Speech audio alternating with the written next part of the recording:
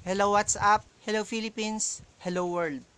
Andito na naman po tayo para mag-react at mag-comment dito sa isang video tungkol pa rin ito dito sa PIDEA leak.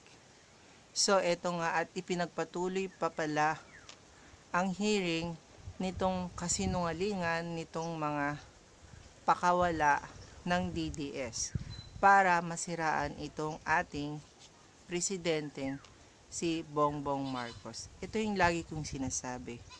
I have nothing against with these people. I'm against with what they are doing. Kasi bakit kailangan nilang gumamit ng kung sino-sinong tao at manira ng tao para lang panindigan nila yung mga kasinungalingang ginagawa nila. Lagi kong sinasabi, kung gagawa ka ng kasinungalingan na mag-isa, yan, pwede mo yan mapanindigan hanggang sa dulo. Pero kung meron kang mga kasabwat, malabo yan. Kasi may tendency na ang isang kakampi mo biglang kakawala na lang o aalis na lang sa'yo. Maraming nangyayaring ganyan tingnan mo ngayon. Yung mga taga Marcos na pupunta sa DDS, yung mga taga DDS na pupunta sa Marcos. So hindi natin alam kung sino ang pwede nating pagkatiwalaan. Kasi lahat na ngayon ay naglalaglagan na. Yung honesty ng tao nawawala na talaga. Tapos ngayon yung dignidad nila napipresyohan na rin. Pakinggan natin. Kaya nag-hearing dito, para nga ibalitin natin yung mga pinagsasabi niya. Yun nga diba? Nagkaroon nga kayo ng hearing, kaya dapat bago kayo nagkaroon ng hearing, yung gagawa nyo ng hearing is para sa inyo parang totoong nangyari o parang meron talagang ebidensya na totoo yung sinasabi ng tao.